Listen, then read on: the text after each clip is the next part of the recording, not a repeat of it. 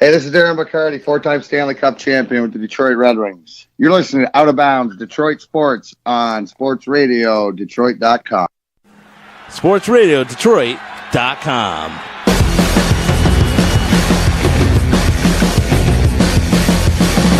We don't need TV to entertain us. He said anus. Very well said. I like Your it a lot. beard is still incredible. It is. It's getting to that level of like majestic almost. I'm excited about it now. I've finally reached that level that I'm proud of it. My beard is so gross right now. It's like I have pubes just glued to my face. When the fuck did you have long black hair? Basically, almost all the specs I have long though. You did not. You did have long black. You look like Ringo Starr. I look so stupid. Smells like Cypress Hill concert in here. I think Shakira is incredibly attractive. I think her music's terrible. It's just yodeling. It's yodeling. Leo, Leo, Leo, Leo.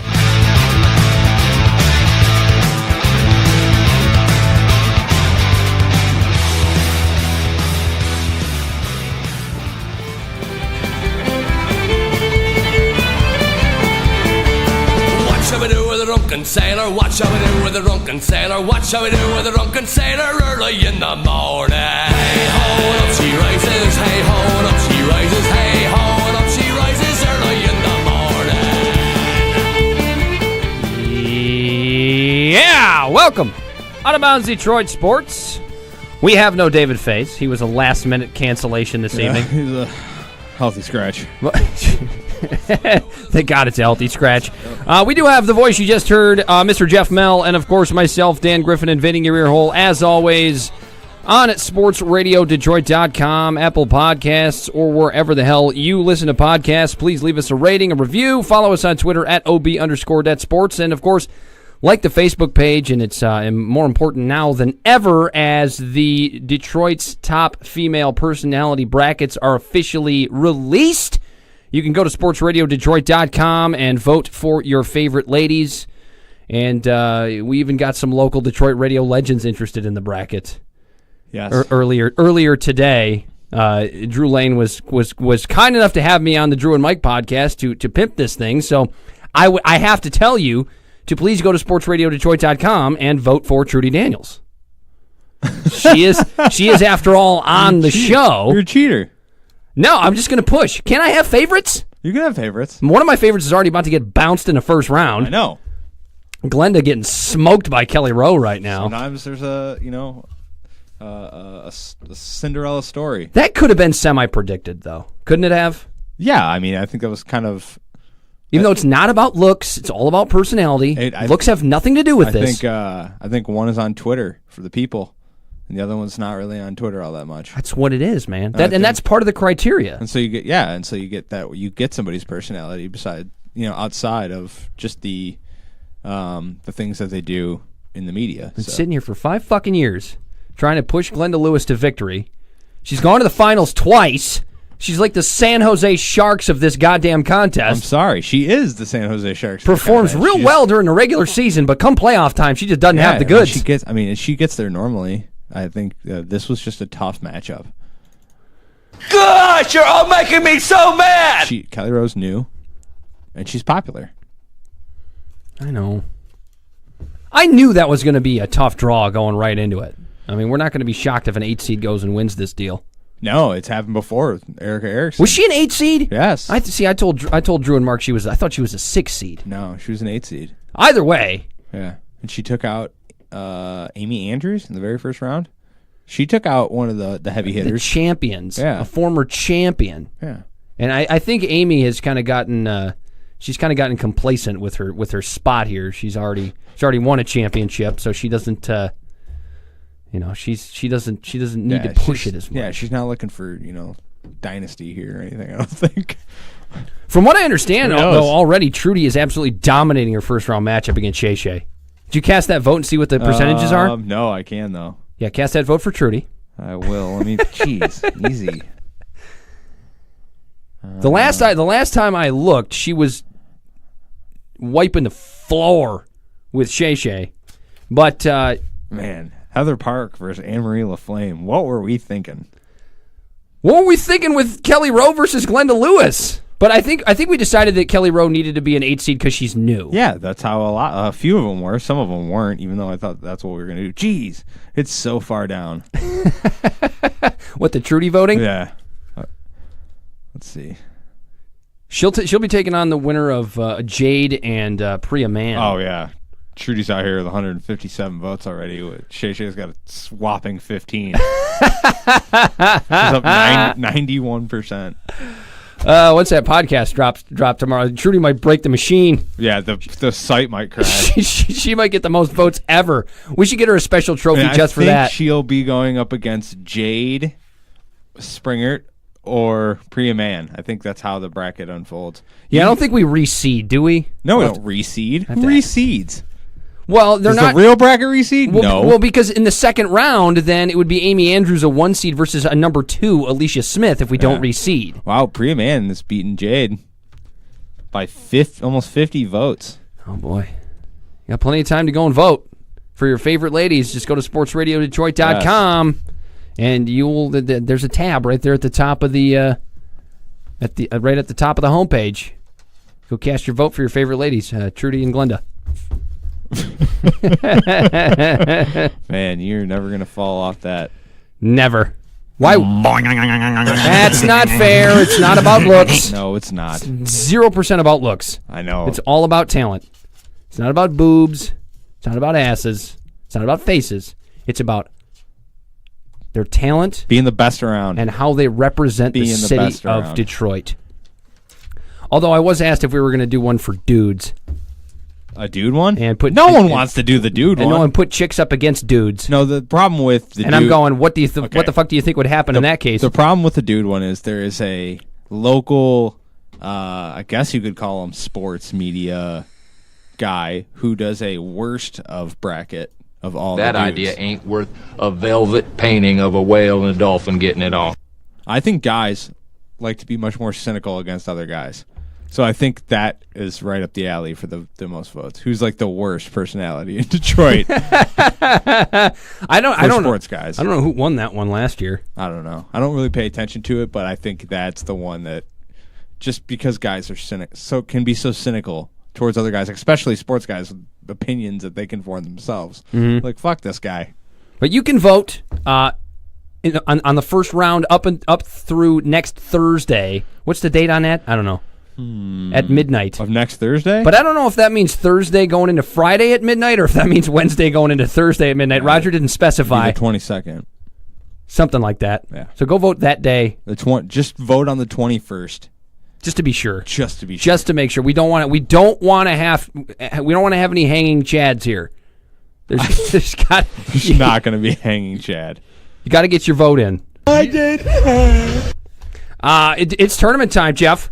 It's tournament time. We're having a bit of an abbreviated show tonight, so it's okay that Dave had car issues. Yeah, at least that's what he said. And we're packing it in too.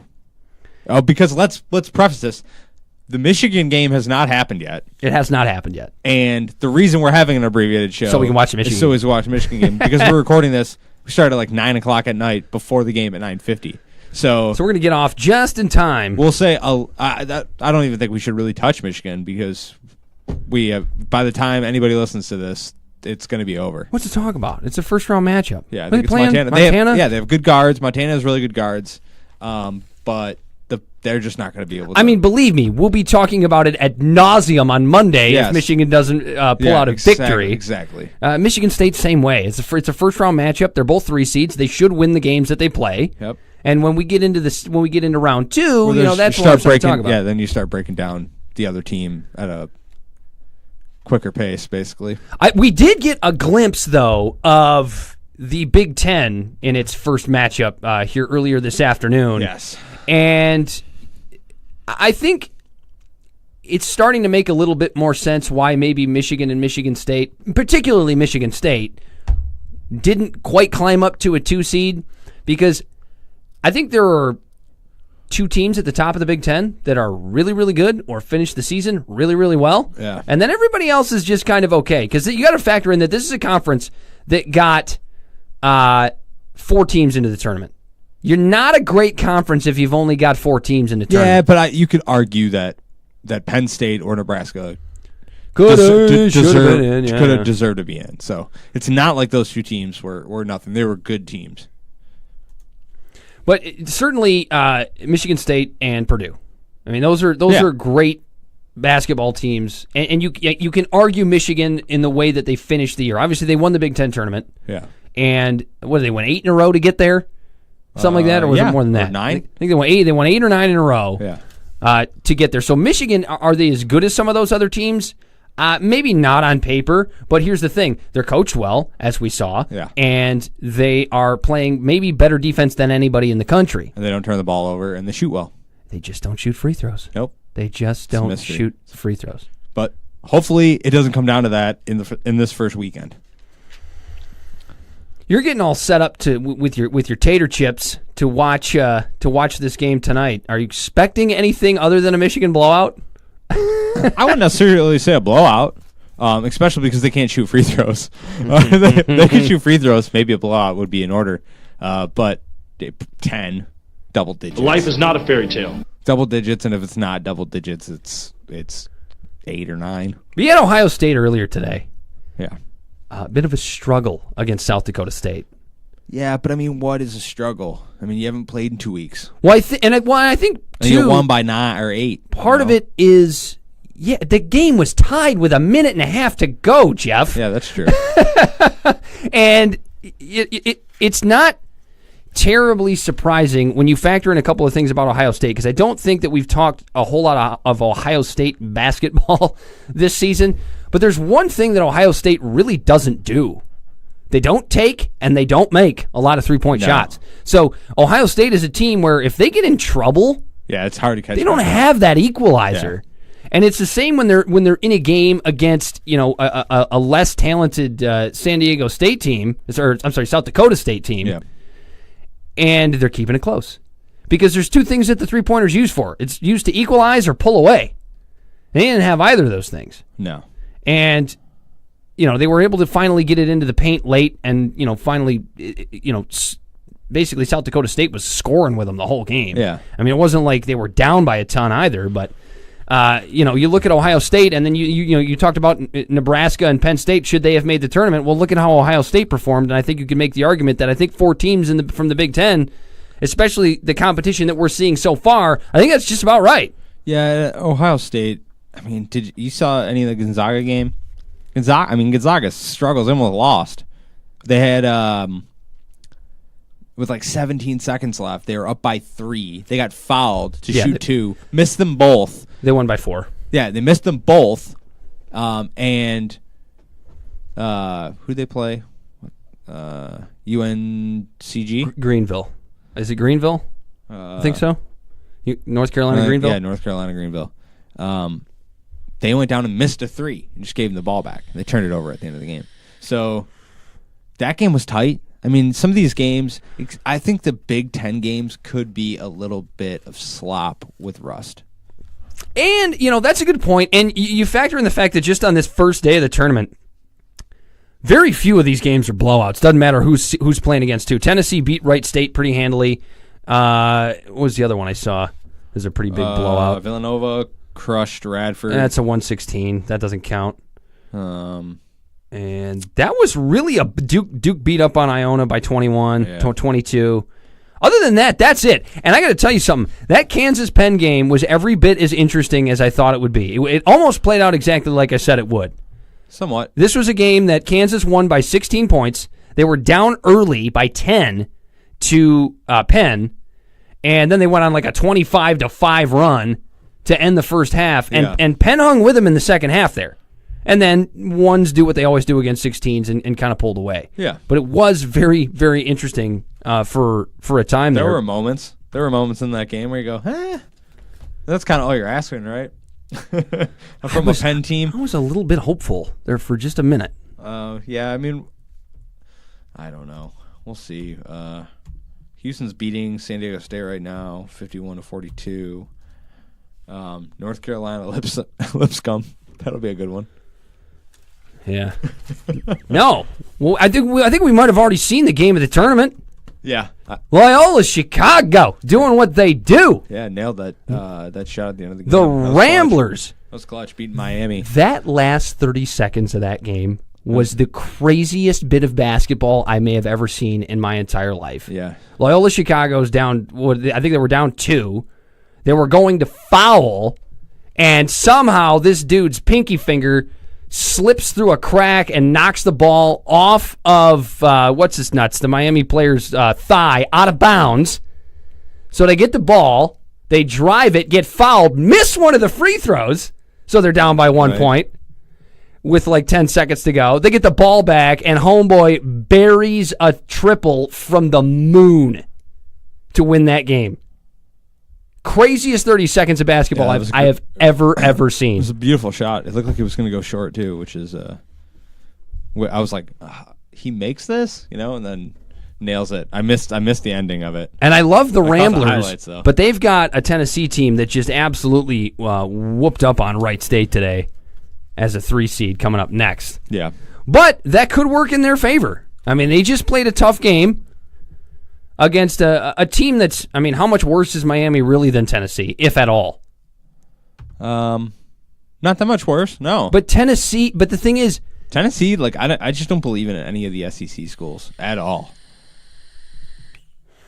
Yeah, they've kind of punched each other in the face all season long. But some of them just rise to the occasion, and they don't have... Here's the thing. Nobody plays defense. Yeah. And here's why I think Loyola Chicago still has a decent chance against Tennessee, because... First of all, nobody plays defense in the SEC. But the other thing is, slow teams in the tournament, teams with slow paces, frustrate the hell out of teams that like to run. And that's what the SEC does. And when you look at Loyola Chicago and the way they play basketball and how similar they are to their Missouri Valley brethren, Northern Iowa, we've all seen what Northern Iowa can do in the tournament. Yeah. You look at Loyola Chicago, the way they're able to score the ball inside, shoot the ball at a decent clip, run people off the 3-point line, and play and not be intimidated, and play physical defense.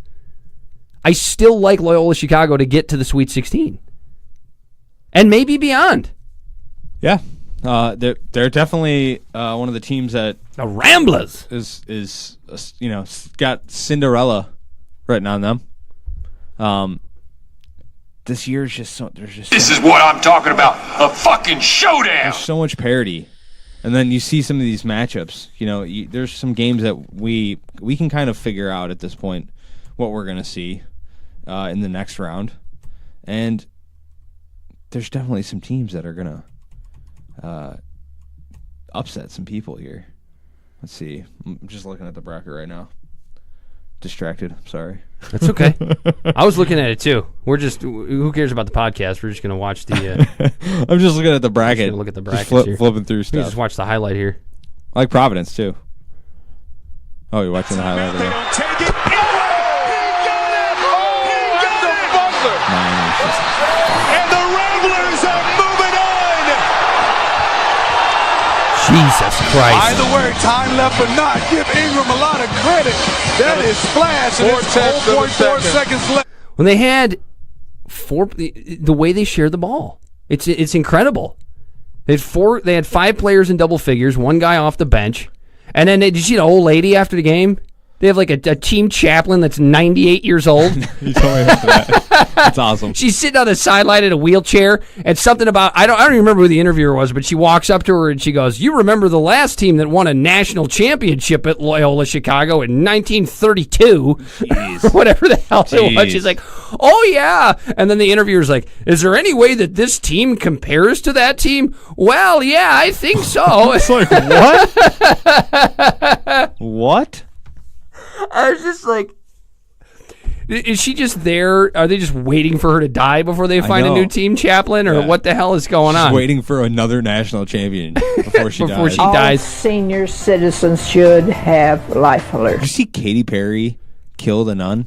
Did you see that? She killed a nun? She killed a nun. She was in court over like a monastery or something, like over the land of a monastery, and the nun was like saying how terrible it was that Katy Perry was trying to get this and what she was going to do, and after she made her told Katy Perry, made her speech, she died right there in the courtroom. No! Yes. Get the fuck out of here. Fan blames Katy Perry on social media for death of nun. This is on Fox News, of course. Of course. Katy Perry killed a nun, kinda, and she liked it, probably. Obviously, I know that nun is super old, but Katy Perry didn't actually kill her, but it was so funny to me. Nun involved in Katy Perry convent lawsuit collapses, dies in court. I had to tell you about this because I thought it was so funny. She killed a nun, kinda, and liked it. Probably. That's a great headline. Her hair looks terrible. It's so terrible. I don't dig it at all. No. A nun who was involved in a legal battle against Katy Perry in the Los Angeles Archdiocese died on Friday during related legal proceedings in Los Angeles County Court.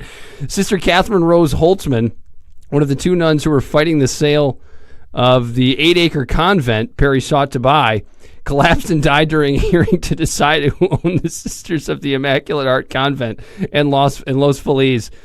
Isn't that ridiculous? She has a quote. She said something before she died. Hold on, it might be here. Sister Catherine served the church. To Katy Perry, please stop. It's not doing anyone any good except hurting a lot of people. Holtzman, 89, had earlier told KTTV. I don't think that quote's in the story here. Damn it! This is a Canadian story, though. They can't tell that. They can't tell that kind of stuff. Fucking Katy Perry killing nuns. Nobody gives a shit. Jesus Christ. Hey, I guess they're right. Senior citizens, although slow and dangerous behind the wheel, can still serve a purpose. Well, as long as she saved the convent. Yeah. Which I doubt. No, she's buying that thing. For sure. She's going to burn it to the ground. Build a giant mansion on it. Mm-hmm.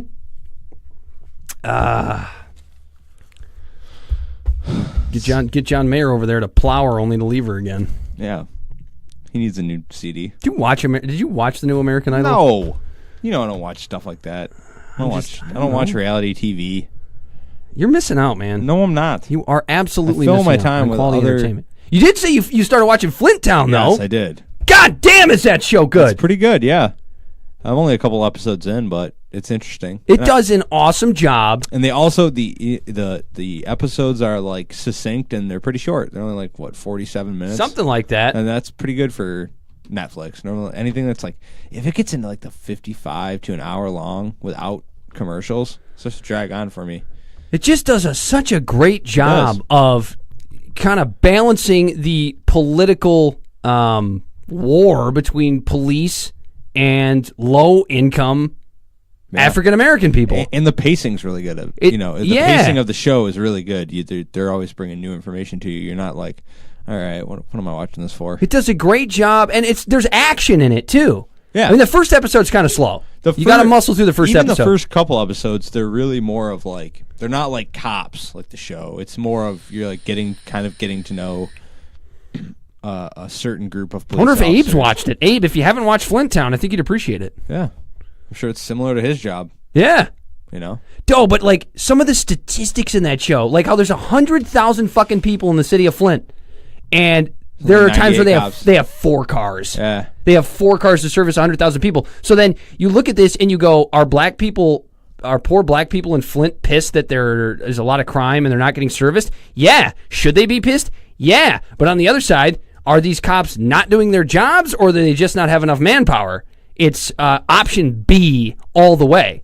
So it's the people of Flint are pissed and should be, but it's not like the cops aren't doing their job. Yeah. They don't have the funding. They don't have the money. And then they get the new police chief in who's like a goddamn cowboy throwing a cat squad out there. Did you get that far yet? No. With the cat squad? No. Oh, man. Oh, just started. Crime area target team? He just painted the truck. The giant military truck that has shimmery camouflage Flint written on the side of it. I love how he says, I'm a crime fighter. I'm not a politician. I'm a crime fighter. Yeah, he's hamming it up for the camera for sure. For sure. I was like, this guy doesn't really like this. Then there's the two cops that are dating. Oh yeah, they've been together for like 2 years. They're banging for sure. And she's got a really big forehead. Yeah, she's. I mean, she seems like a very nice girl, but she's kind of strange looking. She's one of those girls that's like you can't tell if she's hot or not ever. Yeah, like are you cute? Like, whoop. She's like in Seinfeld. Like if you had to put like a beer meter on like it. in Seinfeld, where she goes in the different light. Yeah, she looks pretty hot in one light, but looks terrible in another light. I'm like, you gotta put like if you had to put a beer meter on it. If we had to rate her in beers, yeah, beer meter. How many beers would you need to drink before you'd be convinced that you'd take her home? Oh, convinced that I'd take her home? 6. That many? I could probably get 4. by with a couple strong ones. 4. Hey, man, I'm thinking light beer. All right. Geoff's got to drink a case. Well, she's not. I'm not a heavy drinker. She's not fat, so not enough beers. There aren't enough beers in the world for Dave to take her home. No, not at all. It's unfortunate. Dave's a nice guy. Yeah, he is. I farted on a church retreat. I want you to run and jump into my snatch. Yeah, he's not here, so thank you, Dave. We haven't used those. Yeah, Digital Dave is great. We love Digital Dave. Jeez. He did want us to phone him, but I don't know if we have enough time. No, we got 20 minutes left, and I guarantee I know what it's going to be filled with. What is it going to be filled with, Geoff Mel? What else is going on besides the tournament? Detroit Lions. Oh, my God! The league year just started. They didn't get Richard Sherman. It's the only thing. Yeah. Can we get freakouts out of the way? Can I get my my grievances? That they didn't get Malcolm Butler? Well, no, not that, because the money, that was a lot. One grievance is, no, Ndamukong Suh is not going to be a Lion. Thank God. Stop talking about it. Are people actually talking about this? Yeah, a lot of people want Suh. It's just the fact that the money works out that we have the money to pay him. Suh is at a position of need. And he's going to go to the highest bidder. So you could make him you could be the highest bidder and give him a payday and make him come back. But yeah, all right, I'll see you guys there. He's not coming back. Tyrann Mathieu, that is a long shot. The longest of shots. It is just short of Suh. Tyrann Mathieu is not coming here. They're not going to pay him $10 million a year to play safety. I don't understand why fans are so dumb as to think, because fans are dumb. We know this. Well, okay, you want to know how dumb fans are? Tell me, Geoff. This is how dumb fans are. Bob Quinn in a press conference says, we're going to go after second and third tier free agents. Then the writers write stories that say Bob Quinn is going to go after second and third tier free agents. And then when a free agency comes, everyone's bummed out when the Lions only go for second, third tier free agents. Unbelievable. It's ridiculous. He told you what he was going to do. All the writers covered it. And you're still freaking out because they haven't put a $10 million man somewhere. Why don't dumb fans ever learn their lesson, right? Because your point before we started the show tonight was people get upset that they didn't go get a name. Yeah. Okay. And I think why don't we go back and look at all the quote-unquote names that, not even just the Lions, but Detroit teams have insisted on going out and getting? I mean, outside of, pre-cap era Red Wings when they went out and brought in 7 Hall of Famers to win a Stanley Cup, that's one thing. Yeah. But, I mean, when you think about the Reggie Bushes of the world, these names are players that you use to fill needs on teams that have a chance to win a Super Bowl right now. Yeah. And have the room to do it. When you look at Ndamukong Suh, first of all, number 1, he's a locker room cancer, which we already know. Yes. Number 2, he doesn't give a shit about football, which we already know. He doesn't give a shit about Detroit. Okay, people don't understand. He left Detroit for $4 million guaranteed. That's it. That's the difference. That's 20 cents in yours or I pocket. That's the yours or my pocket. That's the difference between playing in Detroit and playing in Miami. Is the $4 to $6 million guarantee. Got to be happy that it happened now. Over the course of 5 years. Not to mention, you've already gotten the best out of Ndamukong Suh. Yeah. He grades out certainly not like he should on Pro Football Focus for the salary that he makes. We talked about this. We talked about this on Monday. The top 8 salaries in the league right now, cap hits, are quarterbacks and Ndamukong Suh. I know, I saw that, and it's funny because when I listened to it, I knew the answer. and Dave and Mike didn't know the answer, and I'm just screaming at my stereo, going, "It's a quarterbacks."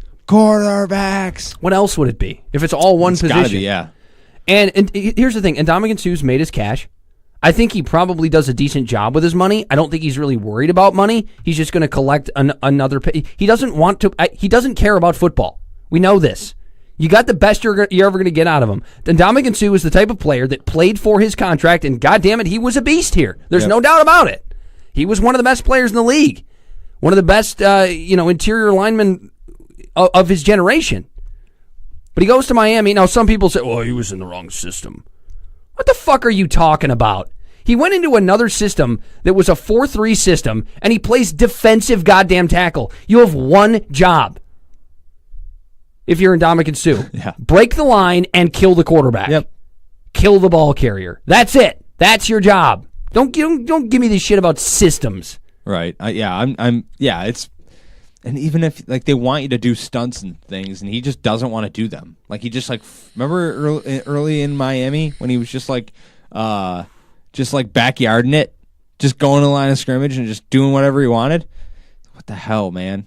What the hell are you doing? Because he's Sue, man. He shoots at cable guys with BB guns. Yeah. He knows what he's doing. But okay, this is what I will say, and so I think. It wasn't necessarily a name though, because I think it's fair to say that if the Lions would have went after Richard Sherman, got actual audio from Ndamukong Suh. Oh, I'm good to go now. I'm good to go, man. Shit. If the Lions went after Richard Sherman and they got him at a fair price, I think it would have been a good signing. Agreed. If the Lions went after Malcolm Butler and got him at a fair price, I think it would have been a fair signing. If they went after any of the defensive tackles like Starr or Poe or Wilkerson, and they got him to a fair deal, I would have been okay with it. But these are guys that are getting paid a ton. Wilkerson wasn't coming here. He wanted to go to Green Bay. From everything I've read, he wanted to go to Green Bay. They got Jimmy Graham, too. They got Jimmy Graham. Paying him $10 million a year. No, thank you. And Eric Ebron. We didn't even mention Eric Ebron. No, he's gone. He gone! So they saved $7.7 million in the cap. He was $8.25 million. That was his number. But they say 7.7.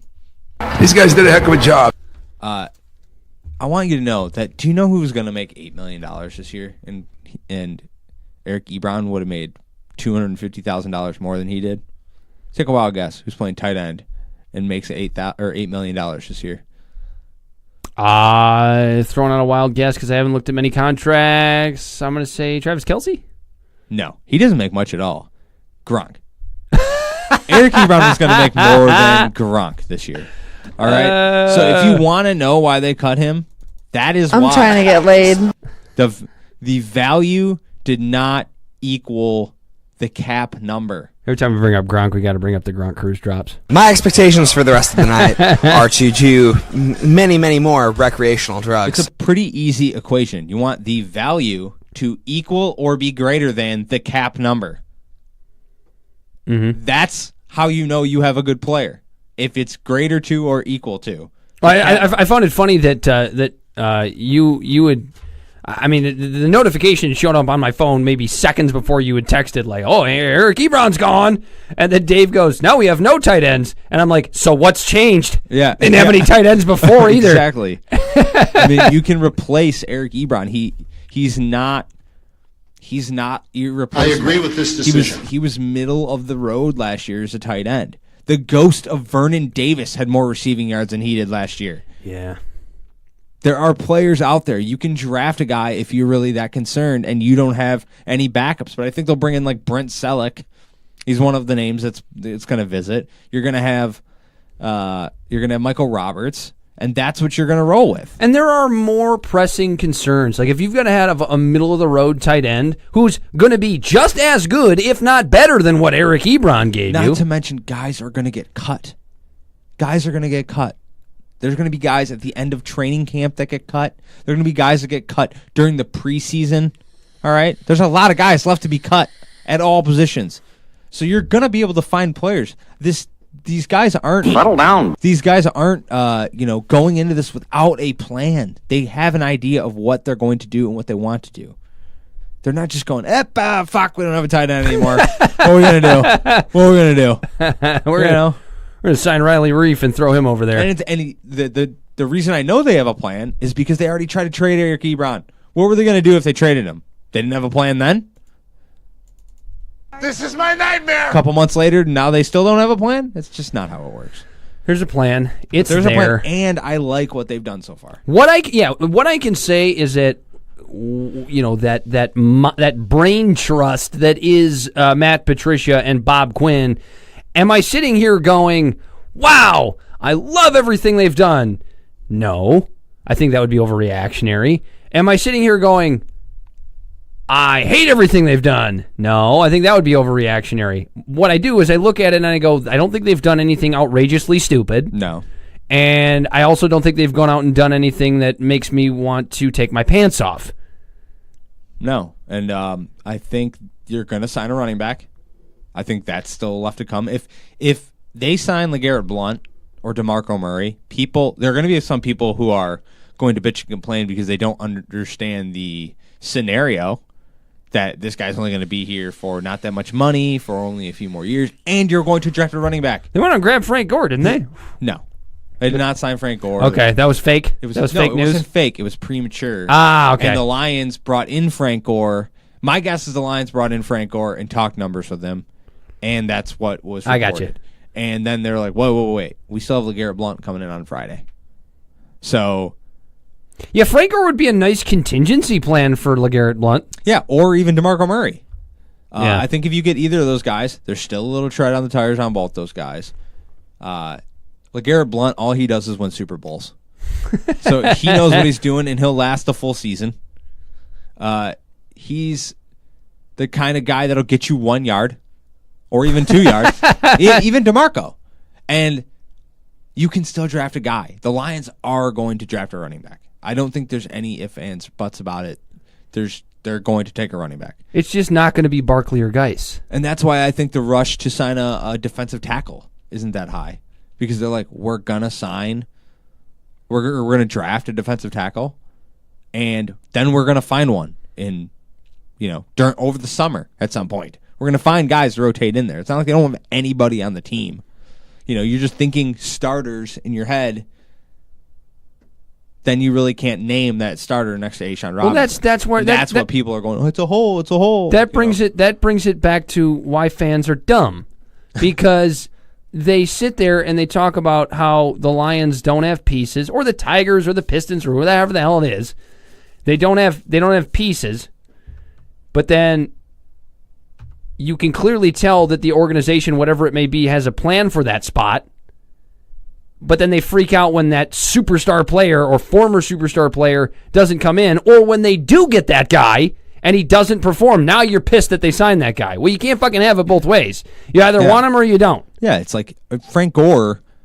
A lot of people don't want Frank Gore, and I can understand why you don't want Frank Gore. He's a cyborg.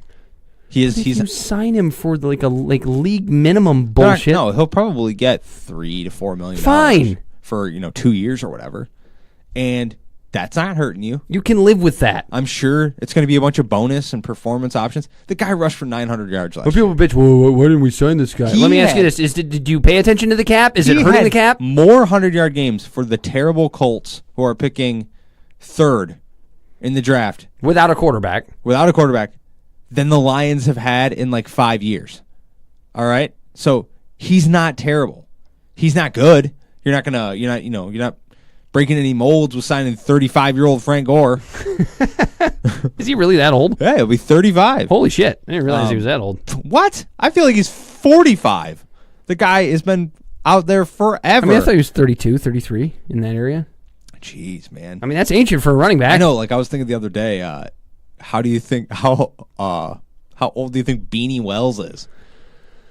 Wow. Yeah. 30? He's 29. Okay. I'm like, Beanie Wells is younger than I am. I just was thinking that. I'm like, I feel like he's been in the NFL and out of the NFL for so long. I was going to say, he's not in the league, is he? No, he has brain damage. He has really bad brain damage right now. I'm sure he does. At 29, which is another scary thing. But not my problem. The Lions have done good things. I think I don't know how you feel about the linebacker signings. Or actually, here, this is what I'll ask you. How do you feel about what's the deal with airplane the food? secondary? Do you think that that keeping the secondary pretty much intact is going to be a good thing? Well, and when you consider, the two guys that have already fallen off the free agent board that they weren't going to go out and pay, I guess, I'm not freaking out about it.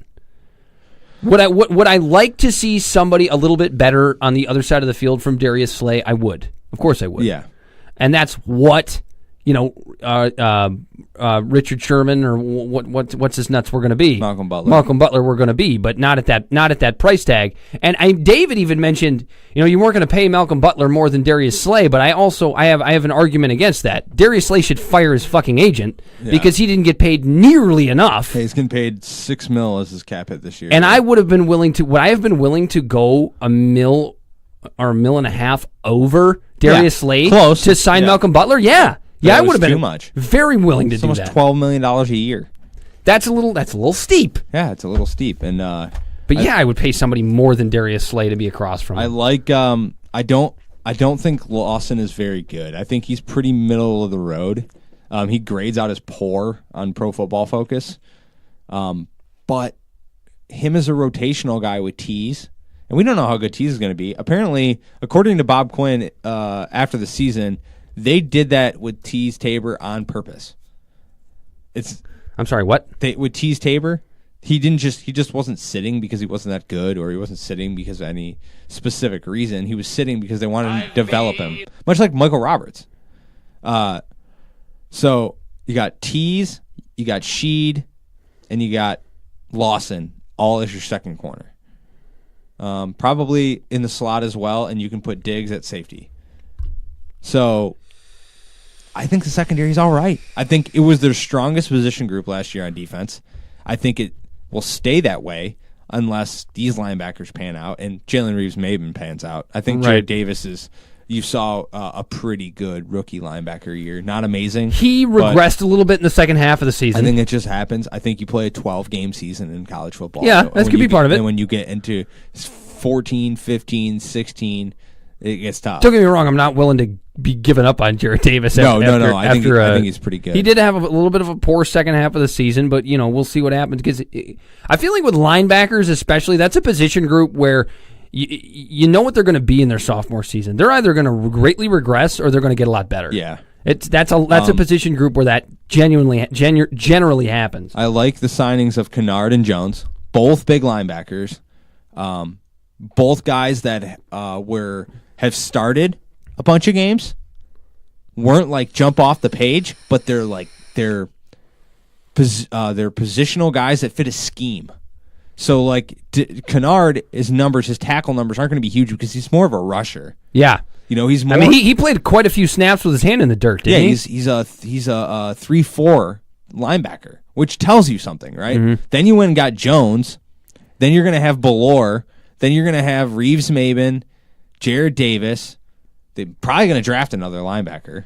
So you're looking at a pretty sturdy linebacker core of young guys. These two guys are only going into their fifth year, both of them. They both have just came off rookie contracts. So you're looking at guys who are about to be in the prime of their career and are going to they're going to a guy that Aaron Rodgers wins on Tampa. He does. They're going to a scheme with Matt Patricia. That's the whole point, is that he's going to scheme out this defense and make it better, because that's what you brought him in for, is to be your head coach and your defensive mastermind, basically. That's one of those things, too. Like, it almost doesn't matter how the draft goes to me. I'm not really going to be interested really one way or another. I know, you can stop pointing at your wrist. We got to get to the Michigan game. I'm not really going to be interested one way or another until the ball kicks off next year. When you've got a new coach, I think the draft will be interesting. When you've got a new, but even so, like when you've got a new coach that hasn't coached a game, that's bringing in a new system, the players that they're going to draft, we can have those reactions. Oh, why the fuck did they draft this guy? Why the fuck didn't they draft this guy? It's going to be so difficult to know anything until we see what this team looks like. And I'm not talking fucking fake football preseason. I'm talking about what they look like week 1, week 2, week 3, week 4. Yeah. Then we're going to know. And we're going to know quickly. And I also want to make this point. I think people don't really look at it this way, but the best free agent signing the Lions are going to make is Matt Patricia. He is the best free agent signing they're going to make. They went out and got the best coach on the market. That's very deep. Aside from John Gruden, but he wasn't in the market. He was just going to one team. Raiders got Jordy Nelson today. I know.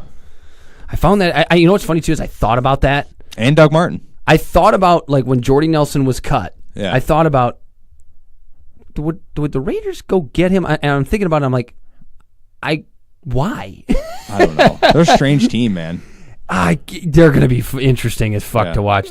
I got a feeling they're either going to make me very happy this season or frustrate the shit out of me. And we didn't mention, Lions did sign a starting guard. That's true.